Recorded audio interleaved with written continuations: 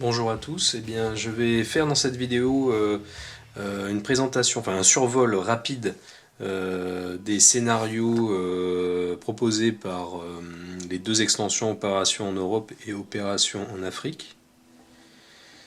Puis je reviendrai donc sur les deux packs, les deux mission packs, le mission pack, le mission generator et donc le team challenge missions.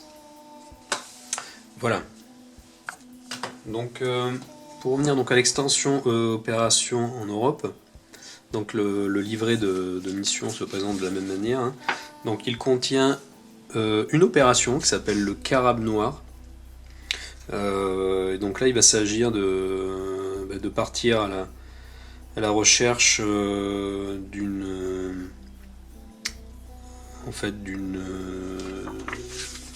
d'un monstre ou d'une entité qui génère de la moisissure donc sur ses victimes. Donc la mission démarrera donc dans une forêt. Ça, j'en détaille pas plus. Mais ensuite, elle nous emmènera dans une ville du front de l'Est avec une histoire de colonnes de moisissures qui montent jusque dans le ciel. Et la dernière mission se déroulera donc dans un manoir occulte avec son lot de nazis dégénérés. Voilà. Ensuite, on a trois missions donc indépendantes, missions isolées. Donc on a le sacrifice sanglant, donc ça se déroule dans un asile psychiatrique à côté de Prague, du côté de Prague. On a la traque, donc il va emmener la Fire Team Zero à la poursuite d'officiers renégats de la Wunderwaffe. Donc c'est les Allemands eux-mêmes qui demandent de l'aide à la Fire Team Zero pour se débarrasser de ces officiers. Et on a les tunnels Bravo, donc en fait des artefacts en fait qui avaient été qui ont été déplacés de tunnel Alpha où ils sont stockés dans un tunnel Bravo.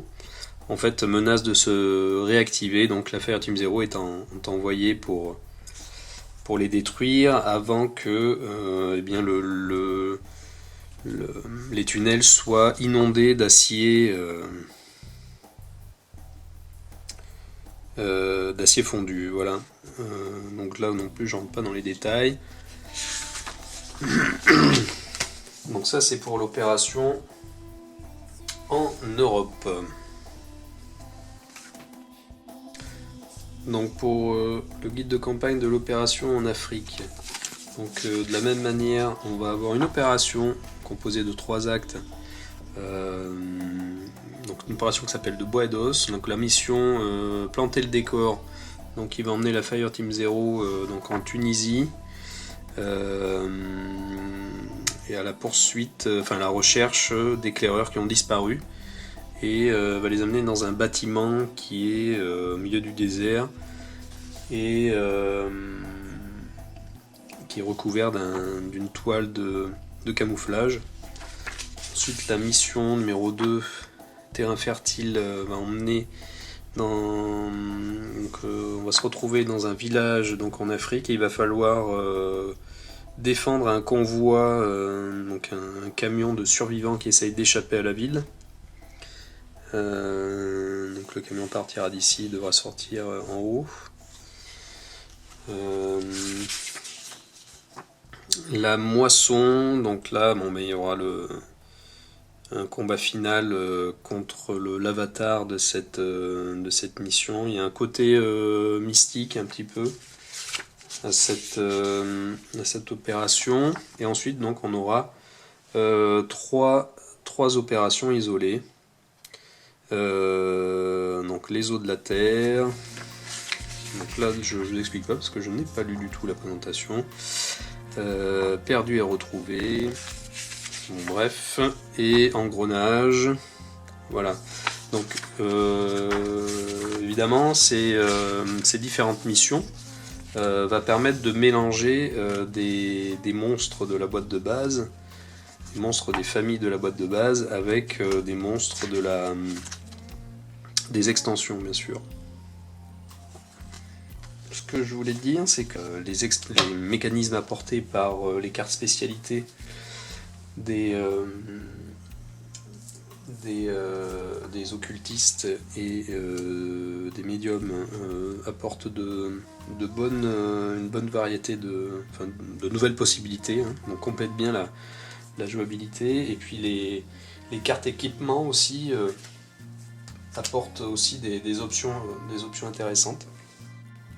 Donc pour ce qui est du pack Mission Generator, donc j'ai créé une mission ici de toutes pièces. Donc dans le pack de Mission Generator, on va retrouver donc des règles, hein, pour utiliser ce pack. Donc différentes règles, et on va pouvoir construire donc des missions de type acte 1, acte 2 ou acte 3. Donc moi c'est ce que j'ai créé pour cette mission. J'ai créé un acte 3. Donc la première chose que l'on va faire, c'est créer le champ de bataille. Donc pour créer le champ de bataille, en fait, on va piocher une carte au hasard dans ce deck qui reprend donc tous les types de lieux que l'on a dans la boîte de base et les extensions. Donc les villes, les bâtiments, des souterrains, forêts, etc., manoirs occultes, et ce sont des cartes recto verso. Et on a aussi différents positionnements des tuiles possibles. Donc par exemple en ligne ou comme ça, là, comme ceci là. Et ceci pour tous les types de terrains. Donc eh bien moi pour cette mission j'ai pioché une carte manoir occulte, là vous voyez ici en positionnement classique. Et ensuite ce que l'on a à faire, c'est donc de créer la réserve. Ah oui, une fois évidemment qu'on a pioché le type de terrain, on va lancer un dé. On va lancer un dé, faudrait que je retrouve la carte manoir. Ouais.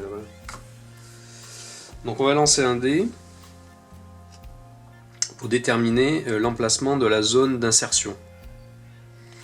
Donc un dé à 12 faces, et donc ça va définir la tuile sur laquelle se trouvera l'insertion. Et une fois qu'on a défini la tuile, on choisit une zone extérieure, sur le bord extérieur de la tuile, par exemple ici, sur lequel on va positionner les héros au début de la partie. Et on fera de même pour la zone d'extraction. Donc par exemple ici, là, hop, mon pion zone extraction, il est tombé sur cette tuile, et donc j'ai choisi cette zone ici. Voilà, ensuite quand on a fait ça, eh bien on va créer la réserve de monstres, et donc on va piocher un suppôt et un champion au hasard, et on va en utiliser un par héros. Donc évidemment dans le pack de Mission Generator, on a un deck de monstres. Donc on a tous les monstres de la boîte de base, des extensions et des stretch goals. Voilà, qui sont présents. Ils sont tous présents. Voilà. Donc c'est avec ce pack que l'on crée notre réserve, même si l'on peut très bien choisir les monstres pour donner une thématique, pour s'inventer un peu une mission, un contexte qui soit un peu plus cohérent. Voilà. Donc là j'ai fait une partie à 4 joueurs. Donc j'ai pioché. Alors pour tout vous dire, j'ai choisi pour que les monstres soient un peu thématisés. Donc là je me suis dit manoir occulte, ça fait penser un peu un manoir tenu par un officier éventuellement qui pourrait être en phase de transformation. Donc du coup, bien, pour les suppôts, j'ai choisi plutôt des militaires. Donc j'ai pris des vermiférés. Donc si j'avais pris juste cette carte de suppôt, il aurait fallu donc 4 vermiférés, mais là j'en ai pris 2 puisque j'ai rajouté également des chiens infestés qui sont de la même famille. On a le sigle en haut, donc des chiens infectés. Donc j'ai pris 2 vermiférés et 2 chiens infectés. Donc les chiens infectés, les voici. Voilà. Et donc les vermiférés, les voici.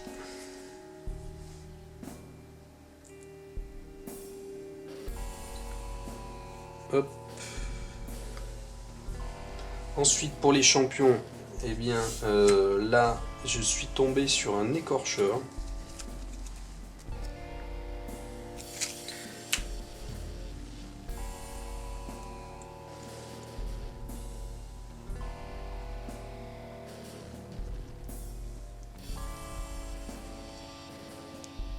Voilà. Que j'ai complété. Donc ça c'est un champion par un poltergeist. Alors le poltergeist, il peut être utilisé avec toutes les familles. Vous voyez ici en haut les sigles, tous les sigles des familles sont présents. Donc on peut l'utiliser avec n'importe quelle autre famille. Donc un poltergeist, qui est celui-ci, j'avais déjà présenté.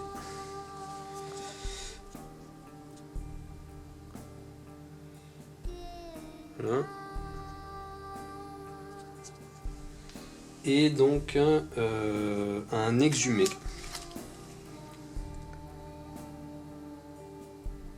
Alors un exhumé qui est donc de la même famille, là, cette fois-ci, que l'écorcheur. La famille des revenants.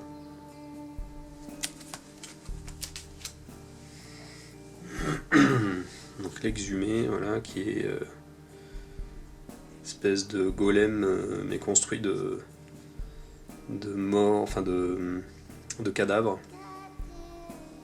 Très sympathique. Donc voilà pour mes champions. Et donc pour l'avatar, donc j'ai pris le carabe noir, donc qui est issu de l'extension en Europe. Carabe noir que j'avais dû présenter également. Voilà. Voilà, donc une fois qu'on a fait ça, on va créer le deck d'imprévu. Donc pour créer le deck d'imprévu, on va mélanger les paquets des imprévus de chaque famille de monstres utilisés en retirant les doublons. Alors en effet, il peut y avoir des cartes doublons. Par exemple, je crois qu'on a par exemple rapide et rusé, mettons. Ce sont des cartes que l'on peut retrouver dans des decks d'imprévus de différentes familles. Donc j'en ai gardé qu'un seul exemplaire. Donc voilà, le deck d'imprévu, ça c'est fait. Ensuite, on a à sélectionner les cartes d'objectif de la mission. Donc on prend une carte ordre scellé. Donc ça c'est présent, je crois, dans toutes les. C'est une carte que l'on doit prendre dans toutes les missions que l'on crée, qui en gros dit qu'il faut fouiller le terrain et qu'on saura pour quelle raison. Enfin, on saura quoi faire quand on trouvera les cartes. En gros, ça indique de fouiller, et puis ce sont les cartes découvertes qui nous diront quoi faire. Et ensuite,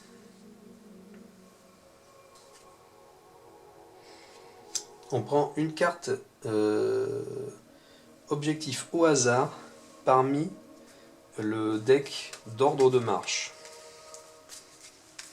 Donc là c'est ce qui va vraiment. Donc là on a un certain nombre de paquets ordre de marche.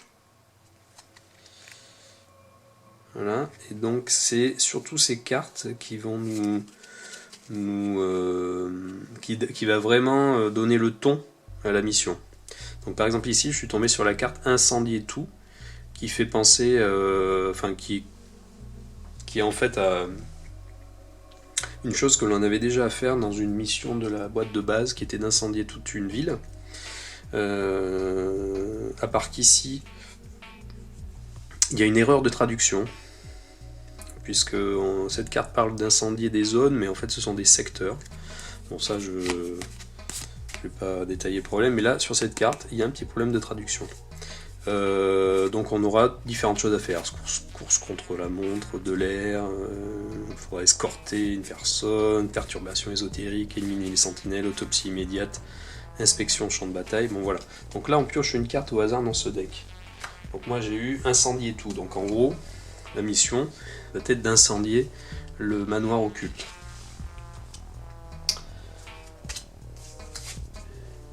Voilà, ensuite on prépare le deck de reconnaissance. Donc le deck de reconnaissance, eh bien, il va être constitué donc d'un mélange de cartes reconnaissance et de cartes équipement, puisque j'ai intégré toutes les cartes équipement au deck de rencontre. Mais donc on va y ajouter donc les cartes découvertes. Donc on nous demande de piocher. Donc là le pack de générateur de mission nous amène un pack de cartes reconnaissance, un deck de cartes découvertes. Et donc là on va en piocher 3 au hasard qu'on ajoutera au deck de reconnaissance. 3, et donc on piochera 9 cartes pour atteindre 12, 9 cartes dans le pack général de reconnaissance, quoi, qui est constitué des cartes événements et cartes équipement. Donc voilà pour le deck de reconnaissance. Et ensuite chaque joueur recevra donc des cartes de spécialité, donc 3 cartes spécialité pour une mission d'acte 3 par héros, et 2 cartes amélioration. Donc quand on dit 2 cartes amélioration, c'est 2 fois 4 cartes amélioration, hein. Donc ce sont les cartes qui ont ces étoiles, ce sont des cartes beaucoup plus puissantes que les cartes classiques. Voilà. Et donc l'avatar, lui, il apparaîtra sur la zone d'extraction qui a été tirée au hasard par le dé en début de mise en place. Donc voilà, c'est comme ça que se fait une création de mission via le pack Mission Generator. Maintenant, on va parler du pack Team Challenge. Et on ajoute également, je n'ai pas dit, la carte objectif vaincre l'avatar. Hein, puisqu'évidemment, il faudra vaincre l'avatar pour gagner la partie. Voilà. Donc alors, pour ce qui est du Team Challenge Missions, eh bien donc on va lire: relever de nouveaux défis diaboliques avec cette pack Team Challenge. Chaque challenge est conçu pour pousser les compétences de votre équipe au point de rupture, avec des règles spéciales et des scénarios. Ce pack contient 4 nouvelles missions: compte à rebours, guerre d'usure, derrière les lignes de défense et manœuvre en retraite. Alors, eh bien, ce que je peux dire, c'est que finalement, entre les deux packs, entre le Mission Generator et le Team Challenge Missions, je trouve que finalement c'est peut-être celui-ci. S'il y en avait un à choisir ou à garder, finalement c'est peut-être celui-ci que je garderai. Pourquoi ? Parce que finalement dans le Mission Generator, eh bien, on peut très bien intégrer tout ce qui est nouveaux monstres, les monstres des Threadjolls au scénario existant. On peut très bien le faire, et puis s'inventer des scénarios. Bon, enfin, je vais pas cracher dans la soupe, le Mission Generator, il apporte aussi de nouvelles cartes découvertes, des objectifs, etc. Donc c'est quand même un bon pack. Mais finalement, j'ai l'impression que ce pack apporte un peu plus de mécanismes, de nouveaux mécanismes. Alors, on pourrait dire que finalement, ces missions, c'est plutôt des missions d'entraînement pour la Fireteam Zero. Parce que par exemple, le compte à rebours, donc le premier scénario, donc en fait c'est un scénario qui va pousser à fouiller le plus vite possible les terrains. Et donc par exemple, ce qui se passe dans ce scénario, alors par exemple on pourra choisir donc un secteur bâtiment. Donc bâtiment c'est assez large, hein, donc ça peut être le manoir occulte, ça peut être les deux autres terrains de bâtiment hein, qu'apporte la boîte de base et puis une des extensions, extension d'Afrique.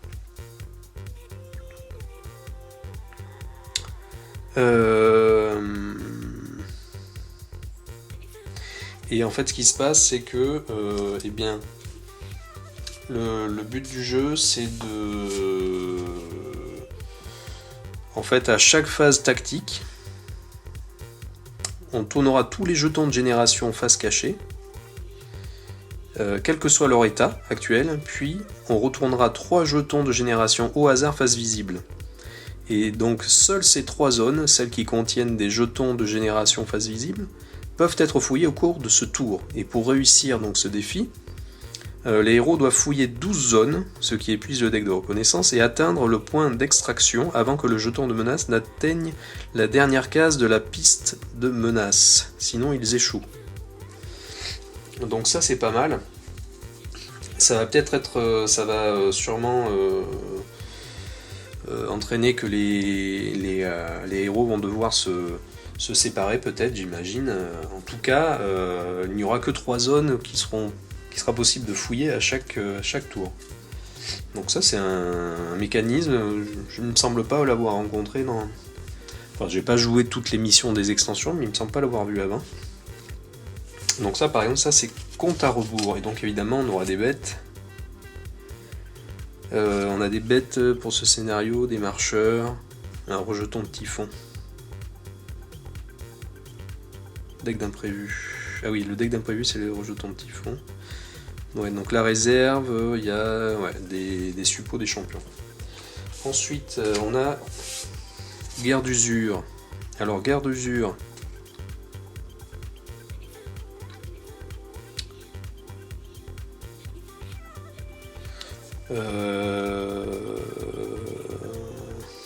Eh bien, la réserve est vide au début du défi et aucun monstre n'est généré lors de la préparation. Dès qu'un héros fouille une zone de génération, on transfère une miasme ou un animal perverti. Alors ça, je pense que c'est une traduction au mot près de la carte anglaise, mais il me semble pas que c'est les mots qui ont été employés dans la traduction française. Bon bref. Donc de la réserve spéciale vers la réserve si c'est possible. Dès que la pièce de menace indique qu'il faut retourner une carte imprévue, ne retournez pas de carte imprévue, mais transférez un écorcheur de la réserve spéciale vers la réserve si c'est possible. Aucune carte imprévue n'est utilisée au cours de ce défi. Pour remporter le défi, les héros doivent fouiller les 12 zones de génération et atteindre le point d'extraction. Donc là, on voit que... alors là, ce sera par exemple le secteur forêt, comme ça. On voit que les monstres vont apparaître au fur et à mesure, et ça va devenir de plus en plus dur, quoi.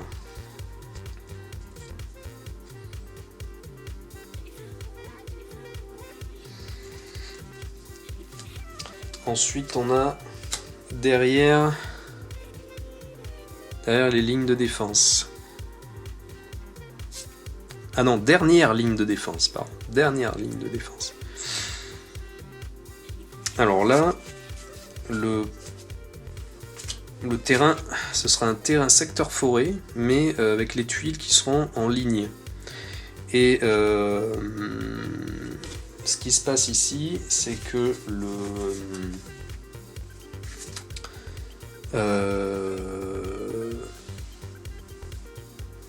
on ne générera les monstres que sur les 2 dernières tuiles.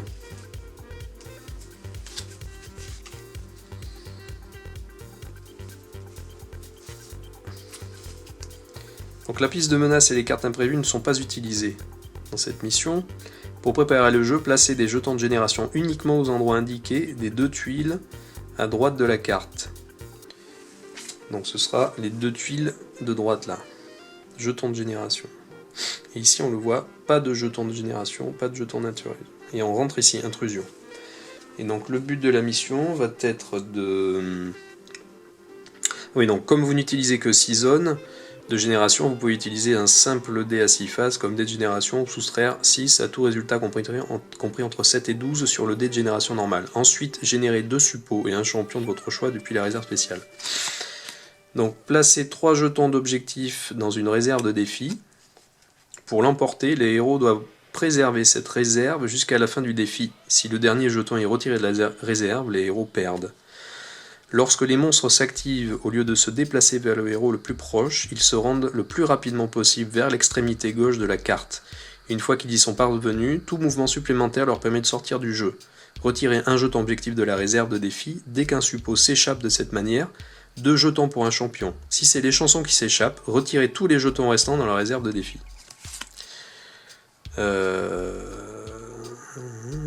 Alors, durant l'étape de génération, alors n'utilisez pas de réserve pour ce défi. Tous les monstres qui s'échappent ou qui sont tués sont retirés du jeu. Durant l'étape de génération des monstres de la phase de menace, générez 2 suppôts et un champion de votre choix de la réserve s'il en reste. Sinon, générez les chansons.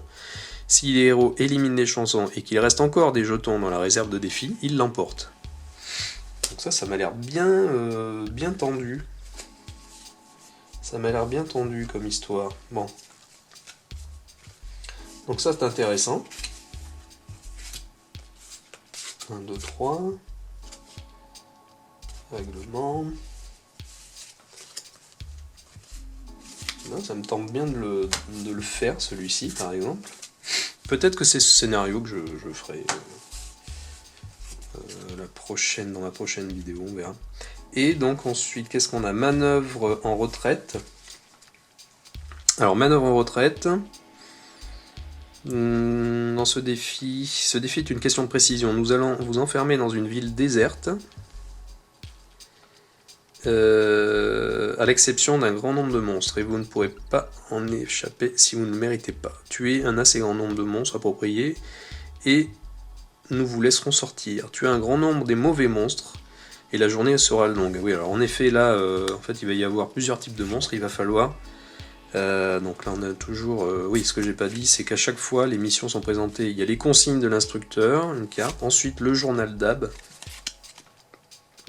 et ensuite le règlement. Donc durant la préparation du jeu, sélectionnez au hasard une famille de monstres comme étant votre cible. Durant le jeu, ne faites pas progresser la piste de menace durant la phase de menace, ou si vos spécialistes sont sans protection. La piste de menace sert ici à mesurer votre avancée vers le succès. Commencez à la première case de la piste de menace dès qu'un monstre de la famille cible est tué, avancez d'une case par suppôt ou de 2 cases par champion. Dès qu'un monstre d'une autre famille est tué, reculez d'une case par suppôt ou de 2 cases par champion si c'est possible. Alors les cartes imprévues ne sont pas utilisées. Pour réussir ce défi, les héros doivent se retrouver sur le point d'extraction lorsque le jeton de menace se retrouve sur la 10e case de la piste de menace. Donc la dernière. Donc là ce sera un secteur ville. Et donc la préparation du jeu, voilà. Ouais, donc ce que je disais, c'est toujours comme ça. Consigne de l'instructeur, journal d'Ab, règlement, le type de champ de bataille et préparation du jeu. Voilà, avec la réserve, etc. dès que d'imprévu. Voilà, chaque mission se présente sous cette série de cartes. Voilà, donc écoutez, ça fait... alors, évidemment, dans ce pack, on a aussi des cartes découvertes propres à chaque scénario. Donc, compte à rebours, guerre d'usure, dernière ligne de défense et manœuvre en retraite. Donc ça, ce sont les cartes que l'on intégrera au deck de reconnaissance. Voilà, donc ce pack me paraît vraiment intéressant. Bon, mais écoutez, je vais finir là-dessus. Je ferai sûrement dans les prochains mois, je filmerai sûrement une partie. Le temps de filmer, de peindre quelques figurines supplémentaires. Et donc voilà. Mais écoutez, je vous remercie d'avoir suivi cette vidéo et donc je vous dis à très bientôt. Salut!